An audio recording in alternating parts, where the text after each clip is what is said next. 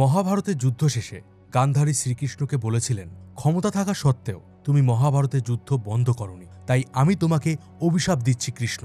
যেভাবে কৌরব বংশ ধ্বংস হয়ে গেছে সেভাবেই তোমার যদু বংশ ধ্বংস হয়ে যাবে। ভগবান শ্রীকৃষ্ণ সেদিন হাসি মুখে দেবী গান্ধারীর অভিশাপ স্বীকার করেছিলেন, আর গান্ধারীর অভিশাপ বিফলে যায়নি। শ্রীকৃষ্ণের যদু বংশ সত্যিই ধ্বংস হয়ে যায়, আর দ্বারকা নগরী চিরকালের জন্য সমুদ্রের জলে তলিয়ে যায়। নমস্কার বন্ধুরা, আমি মিঠুন, আর আপনারা দেখছেন প্রাচীন পথ ইউটিউব চ্যানেল। আজকের এই ভিডিওতে আমরা আলোচনা করব স্বয়ং ভগবান শ্রীকৃষ্ণের হারিয়ে যাওয়া নগরী দ্বারকা নগরীর বিষয়। পৌরাণিক কাহিনী থেকে আমরা দ্বারকার বিষয় জানতে পারি, কিন্তু রিসেন্ট সময় এমন কিছু ঘটেছে যার পর থেকে বৈজ্ঞানিকরাও মনে করে যে ইতিহাসে দ্বারকা নগরীর অস্তিত্ব রয়েছে। তো ভিডিওটা অবশ্যই শেষ পর্যন্ত দেখতে থাকুন, আর আপনাদের কাছে অনুরোধ রইল এই চ্যানেলে নতুন হলে অবশ্যই আমাদের এই প্রাচীন পথ ইউটিউব চ্যানেলকে সাবস্ক্রাইব করে দিন। সময়টা ছিল 1983।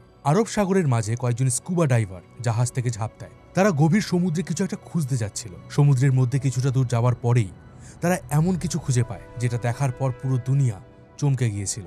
সমুদ্রের তলায় ছিল এক বিশাল শহর। দেখে মনে হচ্ছিল যেন জলের নিচে একটা গোটা নগরী কেউ তৈরি করেছে। বিরাট বিরাট দেওয়াল দিয়ে পুরো জায়গাটা ঘেরা ছিল। সমুদ্রের নিচে এরকম বিরাট একটা শহর দেখে সবাই অবাক হয়ে যায়।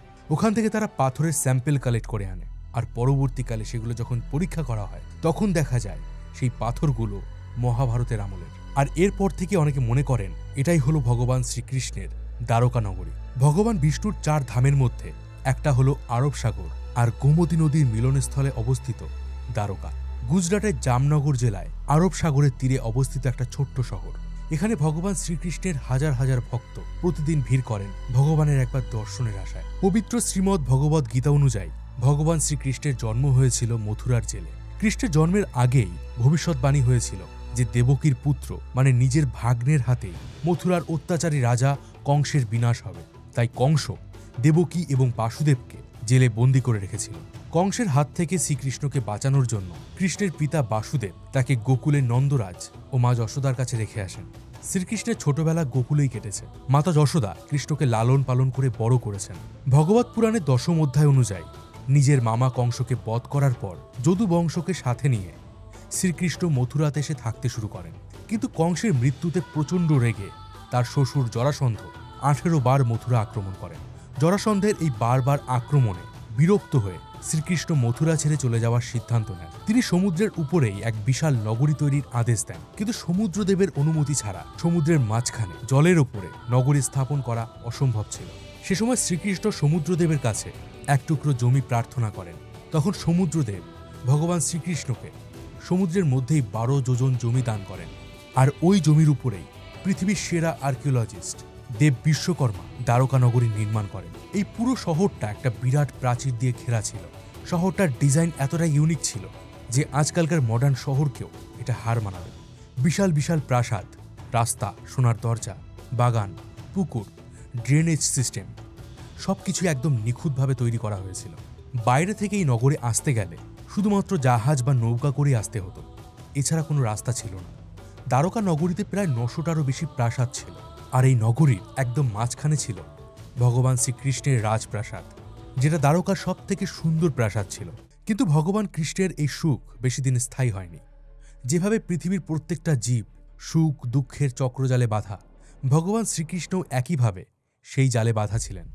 কিছু বছরের মধ্যেই কৌরব এবং পাণ্ডবদের মধ্যে শুরু হয় মহাভারতের যুদ্ধ।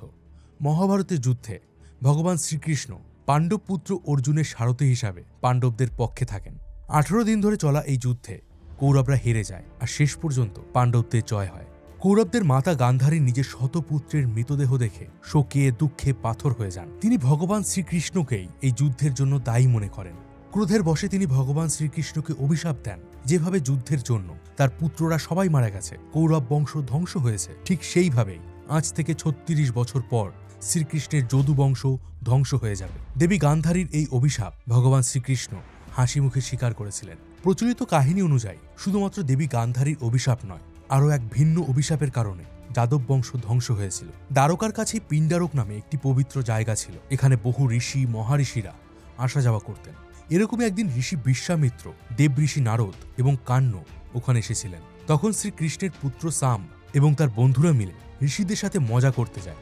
ঋষিদের বোকা বানানোর জন্য সাম্বের বন্ধুরা তাকে একদম মেয়েদের মতো করে সাজিয়ে শাড়ি পরিয়ে ঋষিদের কাছে নিয়ে যায় এবং গিয়ে বলে, এই মহিলা গর্ভবতী, এর পেট থেকে কন্যা না পুত্র, কার জন্ম হবে? তারা এই বিষয়ে ঋষিদের কাছে জানতে চায়।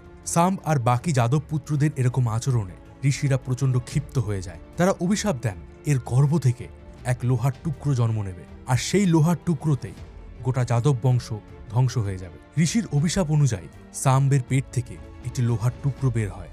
শ্রীকৃষ্ণের দাদু রাজা উগ্রসেন যখন এই ঘটনার ব্যাপারে জানতে পারেন, তখন তিনি এই লোহার টুকরোটিকে নষ্ট করার আদেশ দেন। প্রথমে সেই লোহার টুকরোটিকে ঘষে অনেক ছোট করে ফেলা হয়। সে সময় যারা এই লোহার টুকরোটিকে ঘষছিল তারা মনে করে যে এত ছোট একটা টুকরো দিয়ে কিভাবে যাদব বংশ ধ্বংস হতে পারে। তখন তারা অবশিষ্ট লোহার টুকরোটাকে সমুদ্রের জলে ফেলে দেয়। অন্যদিকে সমুদ্রের মধ্যে একটা মাছ সেই লোহার টুকরোটিকে খাবার ভেবে খেয়ে ফেলে। পরবর্তীকালে মাছটা যখন জেলেদের জালে ধরা পড়ে আর যখন সেই মাছটাকে কাটা হয়, তখন তার পেট থেকে সেই লোহার টুকরোটি উদ্ধার হয়, আর সেই লোহার টুকরোটি এক ব্যাধের হাতে গিয়ে পড়ে। আর সেই ব্যাধ ওই লোহার টুকরো দিয়ে একটা বিষাক্ত তীর তৈরি করে তার শিকারের জন্য। এই সময় মহাভারতের যুদ্ধের ৩৬ বছর পার হয়ে গেছে। এবার মাতা গান্ধারীর অভিশাপ পূরণ হওয়ার সময় চলে এসেছিল। শ্রীকৃষ্ণের যদুবংশের অবস্থা ধীরে ধীরে খারাপ হতে শুরু করে। যদুবংশীয়রা সারাক্ষণ মদের নেশায় ডুবে থাকত। এভাবে একসময় তারা একে অপরের সঙ্গে লড়াই শুরু করে। এই লড়াই বাড়তে বাড়তে এমন পর্যায়ে চলে যায় যে যাদব বংশের ভেতরেই যুদ্ধ শুরু হয়ে যায়।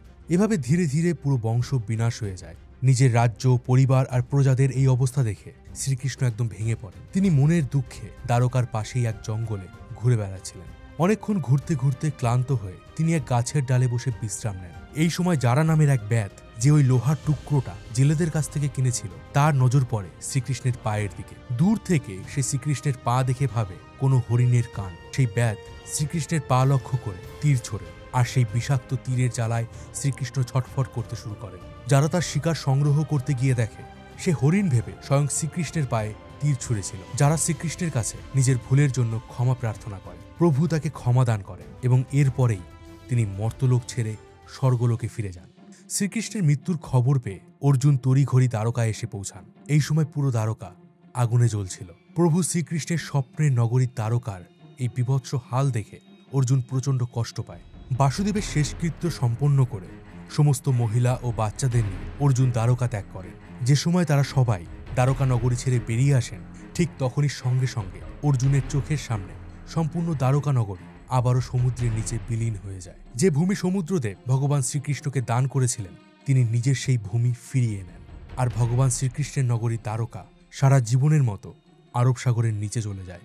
পুরাণে কথিত দ্বারকাকে বহু বছর ধরে একটা মিথ বা লোককথা মনে করা হতো। বহু খোঁজার পরেও আমাদের পুরাণে উল্লেখিত এই অপূর্ব সুন্দর দ্বারকা নগরীর অস্তিত্ব প্রমাণ করা সম্ভব হয়নি। আর অনেকেই মনে করত এটা সম্পূর্ণরূপে একটা কাল্পনিক ঘটনা, কিন্তু সত্যি একদিন সামনে আসতেই হতো। দ্বারকা নগরী প্রথম ঐতিহাসিক রেকর্ড পাওয়া যায় ৬ষ্ঠ শতকে গুজরাটের ভাবনগরের রাজা সিমহাদিত্যার পালিতানা কপার প্লেটে। তবে এটা সবচেয়ে ইম্পর্টেন্ট বিষয় হলো, এতে বলা হয়েছে যে শ্রীকৃষ্ণ এখানে থাকতেন।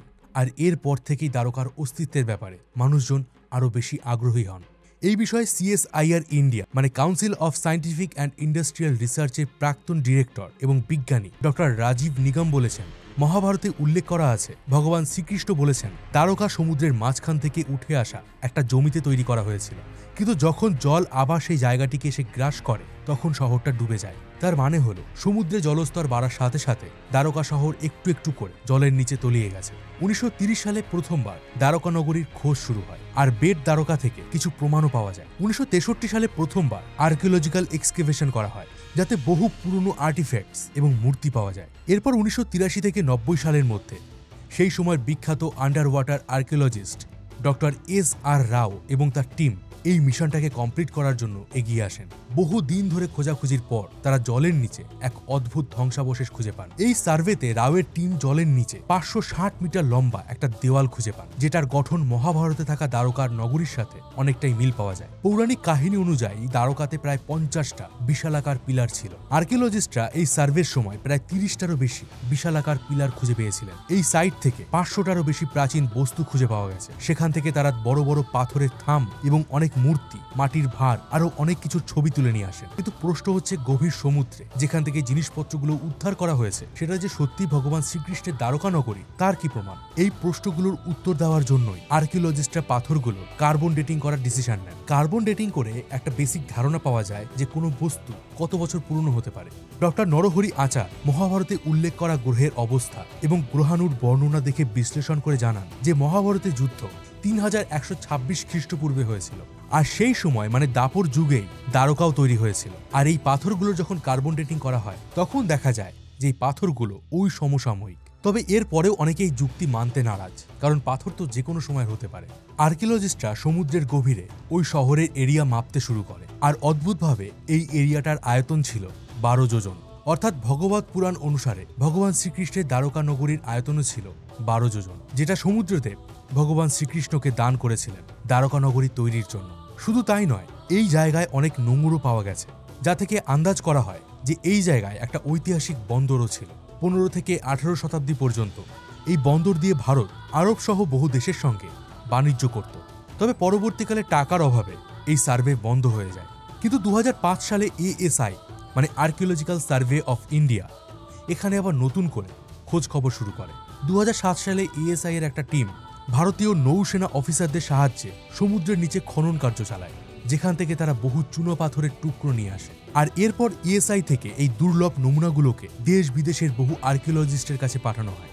আর বিভিন্ন দেশে এগুলো পাঠানোর পেছনেও একটা উদ্দেশ্য ছিল, যাতে দেশ বিদেশের বড় বড় সংস্থাগুলো দ্বারকার অস্তিত্বের ব্যাপারে বিশ্বাস করে আর তার ইতিহাস খুঁজতে তারাও আগ্রহী হয়। বহু বছর ধরে পরীক্ষা নিরীক্ষার পর জানা যায় এই পাথরগুলোর সাথে সিন্ধু সভ্যতার কোনো সম্পর্ক নেই। এগুলো সিন্ধু সভ্যতার থেকেও বহু পুরনো। ESI ডিরেক্টর AK সিনহার কথা অনুযায়ী দ্বারকাতে যে শুধুমাত্র সমুদ্রের নিচেই খোঁজ খবর করা হয়েছে তা কিন্তু নয়, মাটির নিচেও খোঁজা হয়েছে। আর মাটির নিচে অলমোস্ট 10 মিটারের বেশি গভীর পর্যন্ত খনন কাজ চালানোর পর এখান থেকে বহু পুরনো মুদ্রা এবং শিল্পের নমুনা পাওয়া গেছে। আর এখনো পর্যন্ত এই সার্ভে চলছে। একটা থিওরি অনুযায়ী আজ থেকে 3500 বছর আগে যে ভূমিতে দ্বারকা নগরী তৈরি হয়েছিল সেটা সমুদ্রের ওপরেই হয়েছিল। হয়তো সমুদ্রতল বাড়ার সাথে সাথে ভগবান কৃষ্ণের ওই নগরী সমুদ্রের তলায় বিলীন হয়ে যায়। কিন্তু এখানেও একটা প্রশ্ন থাকে যে সমুদ্রতল একটু একটু করে বাড়ে, কিন্তু মহাভারতের মহাপ্রস্থানিকা পর্ব অনুসারে অর্জুনের চোখের সামনে একটা বড় ঢেউ এসে সম্পূর্ণ দ্বারকা নগরীকে গ্রাস করে নিয়েছিল। আজকাল বহু মানুষই ভারতের এই পৌরাণিক কাহিনী, রামায়ণ, মহাভারত, ভগবান বিষ্ণুর অবতার এদেরকে কাল্পনিক মনে করে। এমন আরো বহু উদাহরণ রয়েছে যেগুলো প্রমাণ করে দেয় ভারতে মানবজাতির সভ্যতা মহেঞ্জোদারোর সময় থেকে নয়, তারও বহু আগে শুরু হয়েছিল। আর আজ যে ইউরোপীয়রা, বিদেশিরা নিজেদের এত সুপিরিয়র মনে করে, তারা যখন গুহায় বসবাস করত সেই সময় আমাদের ভারতে উঁচু উঁচু প্রাসাদ তৈরি হচ্ছিল। তাই অবশ্যই নিজের দেশের সভ্যতাকে নিয়ে, সংস্কৃতিকে নিয়ে গর্ব করুন এবং অবশ্যই এই ধরনের তথ্য বন্ধুদের সাথে শেয়ার করুন। আজকে ভিডিওটা কেমন লাগলো কমেন্ট করে অবশ্যই জানান। ভিডিওটা ভালো লাগলে আমাদের এই চ্যানেলকে, প্রাচীন পথকে অবশ্যই সাবস্ক্রাইব করে দিন। আর আপনি পরবর্তী ভিডিও কোন বিষয় দেখতে চান সেটাও জানান। দেখা হবে পরের ভিডিওতে। ততদিন ভালো থাকবেন, সুস্থ থাকবেন। আর আমি ছিলাম মিঠুন আপনাদের সাথে।